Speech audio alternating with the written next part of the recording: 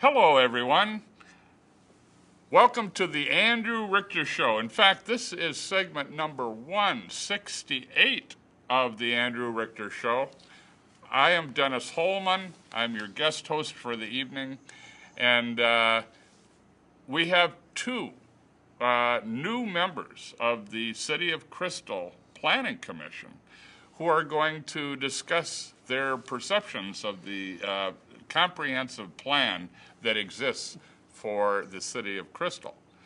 On my left is Jeff Kolb, and you all know the person on my right. This is Andrew Richter, who is now officially involved in city government. That's right. I have to be controlled, so they allowed me onto the planning commission. That's what one of my Where they neighbors can thinks. keep you under the Yes. their thumb. I'm part of the system now.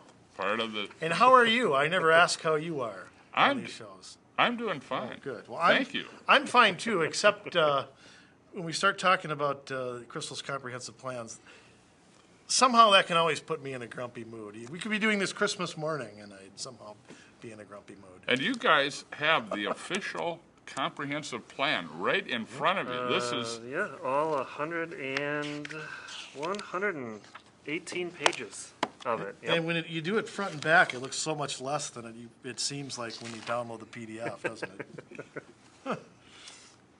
okay. Can you give us a little background or a bit of an overview of comprehensive plan development in the city of Crystal? Okay. Well, the comprehensive plan, I'm going to give you the shortened, condensed version of this, because if I really tell the story, you people at home will go channel surfing. So I'm going to give you the shortened, condensed version. Basically, the legislature has ceded power to the Metropolitan Council to require all 189 cities under the Met Council umbrella to come up with a comprehensive plan that fits, quote, regional planning.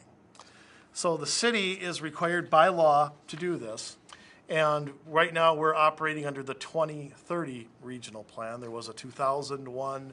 Now we're going into the future, into 2030. And back in 2007, Crystal put together a 27-member task force with people on the council, people on the planning commission at the time, 3 residents from each ward, and they came up with it's been amended a little bit since then, came up with this as a comprehensive plan. And the comprehensive plan hits every aspect of city life that could possibly be thought of, from housing to parks to roads to land use to zoning to aviation. We have Crystal Airport. You name it, it's found somewhere in this comprehensive plan, and there is a policy derived from it. So the comprehensive plan provides a vision of what the city of Crystal is going to look like. 2030, that's 17 years from now? My Cooper math agrees with you. Yep, 17 years from now. So that's... Wow. And actually it was when it was developed, it was presented to the public late in 2007. There were a couple open houses on it. We haven't had a public hearing on it in 5 years. So how much people know about it, chances are why your city, and look, all cities have to do this around here. We're picking on Crystal because we live there, but all cities have to do that. Chances are if your city has a major development or a major street change or something like that, go thumb through this thing. I know it's boring, but it's in here somewhere, and you will find some reference or some policy that put this into use. So it's a big deal everywhere. You agree, Jeff? I agree. The one thing I would note about Crystal as opposed to some of the other cities in the area is that Crystal is what they call a developed area. So we have our comprehensive plan looks a little bit different than some place like perhaps maybe Plymouth, or even if you go out a little bit further into the more undeveloped areas. I think the comprehensive plan in those areas would be a little bit more scary than even than our Crystal, because since we are developed and we have a lot of there's a lot of limits on what we can do or what can be done with the area without undertaking massive radical changes. But if you go out into some of these other communities that are developing these outer ring suburbs, that's where you're going to see all of the, bike trails, sidewalks, all of those things, roundabouts, all these awesome things that everybody loves to. And it's amazing how they all do the same thing. Isn't that amazing? I mean, I'm told there's no conspiracy, but they're all implementing the same things everywhere. But you're right. If you go out to, especially if you go out to like when the Elk River, Otsego, that Right. area developed, down by Lakeville, when that developed, you will see all the kind of new types of things. Houses will be closer together, or there'll be a lot of townhomes. There'll be a lot of things like that next to open space. So there'll be a lot of that kind of stuff. Even parts of Maple Grove have that, the further out northwest you go. So yeah, developed. In fact, Crystal actually had their peaks of population and development I believe in the 60s and early 70s. We actually have fewer people in Crystal now than we had 40 years ago. So that's the truth with a lot of first and second ring. Looks like about 1970. Yeah, we according had to 30,000 our people, numbers and here, yeah. now we have about 22,000. Yeah, So 22. there are limits as to what they can do to a certain degree, but it doesn't stop them from putting interesting stuff in here that I'm sure we'll get into. Well, and having just newly stepped into positions on the Planning Commission, this is all fairly new to you. You haven't had a chance to study a whole lot, but I know that you've looked into it. What are some of the things in it that you find interesting or that surprised you a bit? Well, I'd have to say the number one thing that surprised me is, especially because it was kind of a campaign issue in the last election cycle, was related to the Crystal Airport, because it was repeated over and over and over again during the last election cycle that the current mayor had no desire to close the Crystal Airport and wanted to keep the Crystal Airport open and supported the Crystal Airport. You mean the former mayor? The former mayor, the current mayor at the time, Right, when we were talking about it. But if you look at the list, there's a whole section on aviation in here. But what you'll see is that it's stated in this plan that the official position of the city of Crystal is that they want to close the airport. And that's stated in here a number of different times where it says the official position of the city is we don't want the airport anymore. And so to hear, our former elected officials or people talking about, oh, we support the airport and we love the airport and we want to keep the airport open is kind of interesting when you compare that to what's on paper. Now, it looks like if you dig into it, the position about the airport is not necessarily a new position. It makes reference that earlier versions of the plan had talked about closing the airport too, but there was definitely a difference between some of the things that were being stated publicly and what reality is in terms of what the plan is. There are a couple of other things in here where you read, this is the official position of the city of Crystal, and being newly involved in this, I really question how did we get to the official position of the city on certain things. I mean, there were a few. I don't know if that phrase flagged for you when you read it, but yeah. I did hear that a few times or read that a few times as I went through and says who that this is the official position of the city that we support. Light rail transit is another one. It's the official position of the city of Crystal that if we're going to have transit, we prefer light rail transit. I mean, that piece is in here. I know the light rail was voted on separately in 2011 by the council. That they actually had a vote separately on that issue. That the LPA, local preferred alternative, is they consider that light rail. Now that is in the comprehensive plan, but I know with that they did. As far as the airport goes, I wouldn't believe this city if they swore they were telling a lie when it came to the airport. It is stated in here, closure of the airport, redevelopment of the site is stated as the city's long-term policy goal. And what I found is during election years, people seem to support the airport. When they're campaigning in Ward 4, People seem to support the airport, and they don't seem to on any other time or when they think people aren't watching. Right. Little history on the airport.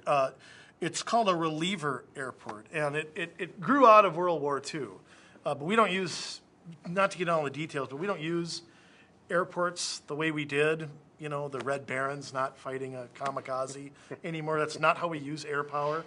So these airports have gone away from that and into more private use over the years. Now, in the 80s, the state came in and set up some new zoning requirements, or I don't know if they did it, but they were safety zones, I think they were called. Correct.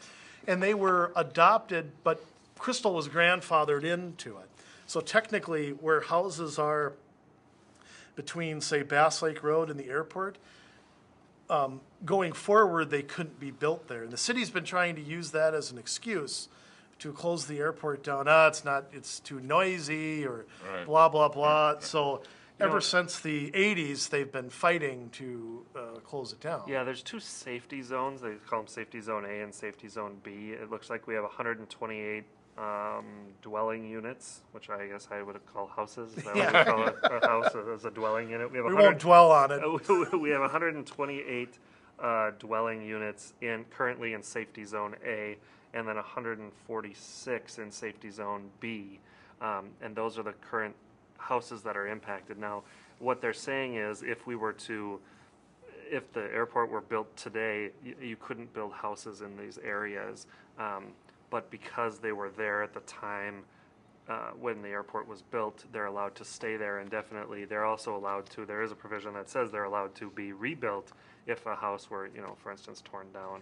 Now, kind of an interesting question for me if I lived in that neighborhood. I mean, if the state feels that this is so dangerous that people shouldn't live in there, but you're allowed to keep living there, that I guess I'd have some questions about that if I lived in that neighborhood. Fortunately for me, I guess I don't live in Safety Zone A or B, but if I I'm did, close. I'm on the other side of I 81, would. though. And there is some talk about, potentially closing 2 of the runways at the airport, and how that would decrease the number of housing units or dwellings that are in those safety zones. But it's clear that the airport is a large portion. I mean, it's 336 acres in the city of Crystal alone. So, and then a little bit of it's in Brooklyn Park, and then a tiny bit in Brooklyn Center. But it's a huge chunk of land, and so I mean, there's definitely some desire to redevelop that land. Is it being utilized the way that it should be utilized? And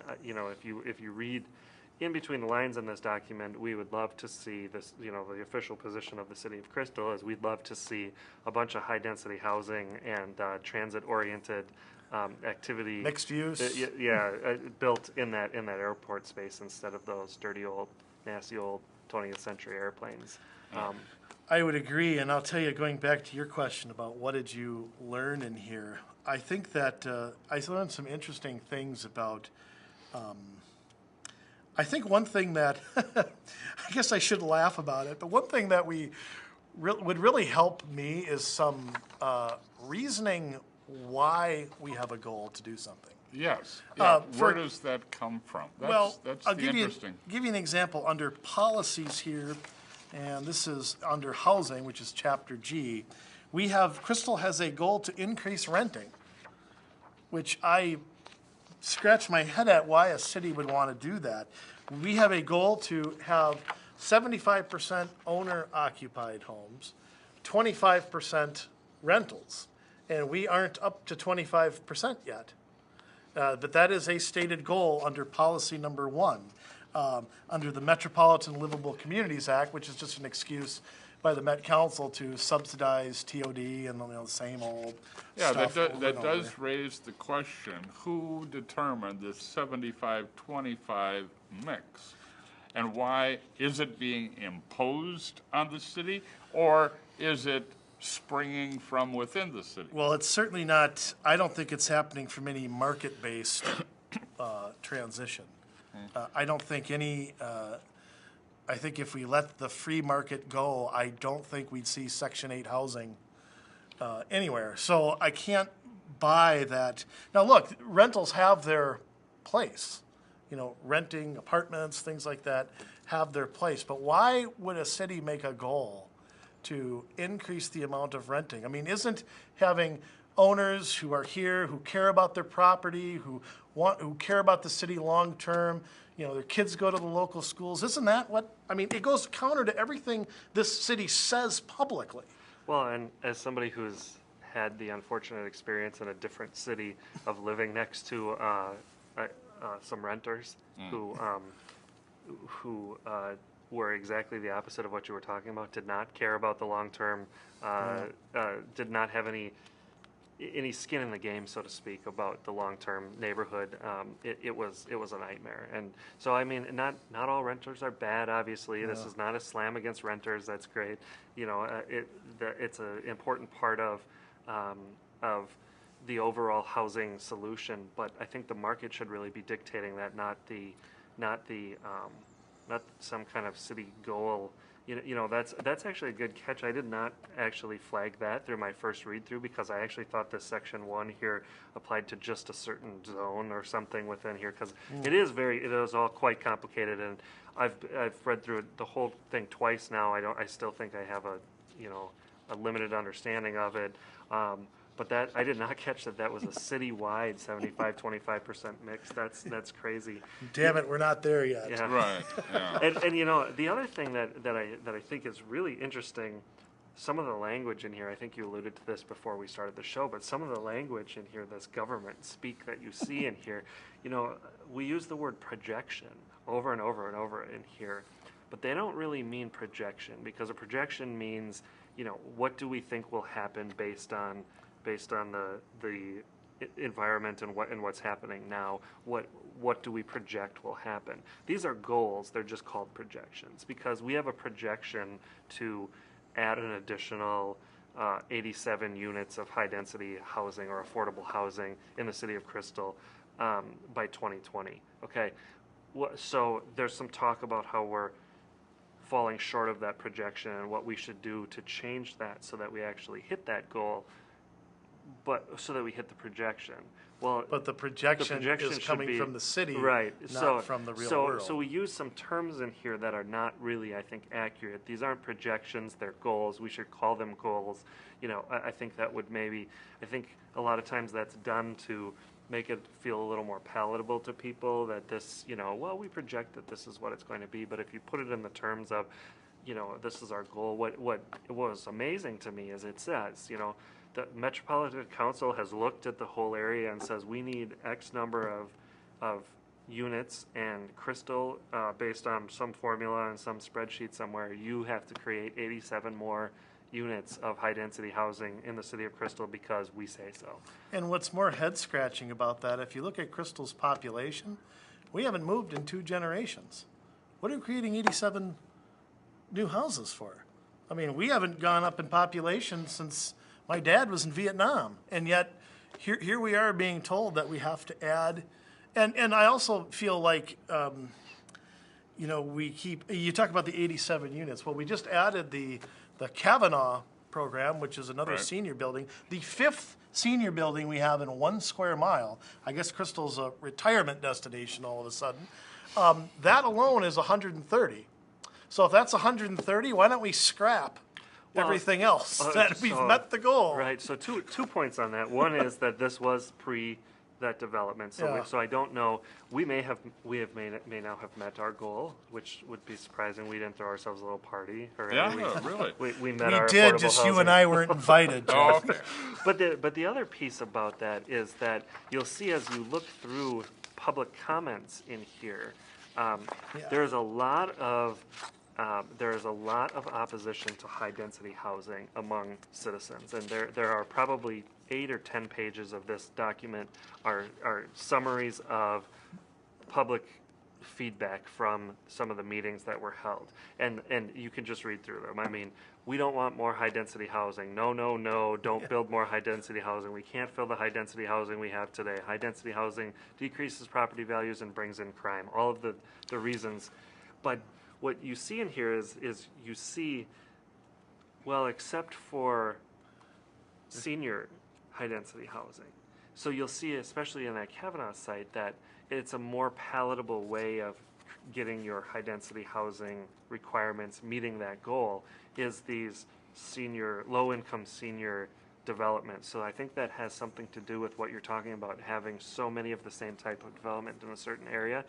There's a line in here, and I'll never be able to find it now, but it says, high density housing is politically unpopular. It might be more palatable to go with something like, low income senior uses because they generate less traffic.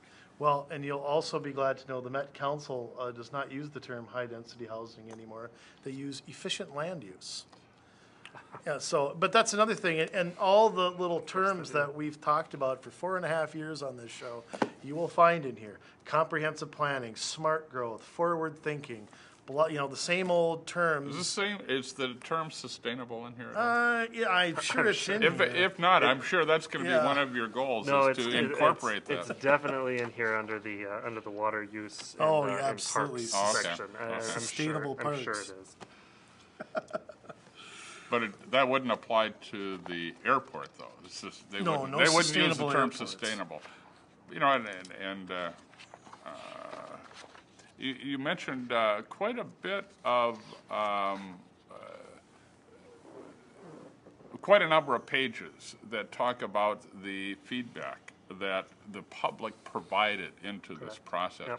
Yep. Is there much in the plan saying how that feedback was addressed or incorporated or attended to even in remolding the plan to conform to the interests of the public? Well, I'll let Andrew answer this. I wasn't here. I didn't live in Crystal during the time, so I can't speak to how that process went.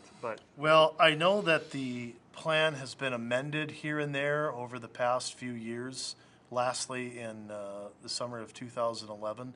I don't know specifically how it was changed. I know that these, especially the land use part, there's 23 targeted places that they want to, airport is included, that's number 23, that they want to target for redevelopment or rezoning or whatever vision they have set out. And a handful of them have been implemented. The Northwest Family Physicians move was, I believe, land use area 2 or 3, that to develop that, and the city subsidized it. They subsidized their move from the Crystal Mall to the northwest corner of Bass Lake Road and what the elites call Botno Boulevard, which I've called it Highway 81 my whole life. These things are being, some are easier to do than others. Some are, I know where Thriftway used to be, which is 2 blocks from my house. That's targeted for high-density housing. There's a lot of problems with that, though. I do think it does need some development. We can't just let an empty grocery store sit there and decay. But to put housing there, to me, would require all of that to go. There's 2 office buildings there. There's a barber shop. There's ASI Auto Repair. They would all have to go to make any kind of housing work. And we already have high-density housing behind it. We have a senior building. One of our 700 senior buildings is right behind it. So I don't see how high-density could work unless the whole kit and caboodle was done. It would be easier to me to keep that commercial and do it that way. I think another thing to just nail on here while we have 5 minutes left is the non-motorized vehicle portion. Because you'll notice in Crystal, and of course we've covered it here, all of the road restripings, all of the sidewalks, bike lanes, regional trails and all that. You will find a lot of that in the comprehensive plan as well. They actually have a sidewalk policy, which I haven't really dived into, but I could write the sidewalk policy in one sentence. Busy street, sidewalk, not a busy street, no sidewalk. There. I think I just fixed it. But, and then they have all of these roads where they have options, leaving it as it is, putting a sidewalk here, restriping, whatever their goal is. But you will see the LRT as part of that, the regional trail system from the Park District, which we've talked about a million times too, because Yeah, Bassett yeah, Creek yeah. runs through here, and they also want to put a regional trail along County Road 81 as well. I guess there's a lot of bike traffic along Highway 81. One of the goals too is to create, and this goes hand in hand with LRT, to put a pedestrian bridge on Bass Lake Road and 81. They want a pedestrian bridge, and I'm sure that's not counted as during the cost of light rail, however. But Now, how does that work with bikes? Do I bring my bike up on the pedestrian bridge, or is that just for I think you riding, need or- a license or like a city permit to do that or something. I don't know. But you know, a lot of these, and one of the things too that's amazing is how many arms of government have got their hands in our streets, and how they're designated, from county roads to state aid roads, municipal roads, highways, regular city roads. I mean, there's trunk highways. There's a few maps on here, and if you go to Crystal's website to the redevelopment page, you can go to the comprehensive plan, and it shows all of this. But all these, you know, arms of government have got their hands on our roads. I don't know where. So a road is not a road. Some are this No, kind of there- road, some are that kind of road, some are. If there's one section of this plan that will just make your head spin, it's Yeah. the section on roads, because we're talking about, I mean, you go through a number of different, a principal arterial, a minor arterial, a major collector, a minor collector, local streets. You've got Seesaw 9, Seesaw 10, Seesaw 70. We're talking about taking part of West Broadway and giving it to the city and taking it from the county and changing some things around, and so some roads being eligible for federal funding, some getting funding from the state, some getting funding from the county. It's that is the head spinning part of this. Roadway functional classification, Chapter J, is fascinating reading. I mean, you'll hear all sorts of interesting things. Yeah, by the year 2039, we should be able to understand it. I think, you know, state aid roads are part of the problem, and they are funded largely, you know, with our gas tax dollars that are supposed to be going to roads and bridges, and they're going to put sidewalks on residential streets. It's being diverted to public transit and all that kind of stuff. And it's where the legislature really needs to get their head out of their arse and, you know, put that money back where it should be. And the only way we're ever really going to fix those kind of problems is if counties deal with the county roads, cities deal with the cities, you know. I mean, that should be the long-term goal, not let's go get free money from the state so we can put in a sidewalk that birds don't even poop on. And I have to tell you, I live on a state aid road. Yeah, that's right. It's not that great. It's really, it's really not. And there's parking restrictions, yes, aren't there? You can only park on one side of the street. There's a sidewalk in front. You have to plow the sidewalk. It's Yeah, really, and another thing, the it's not that sidewalks great.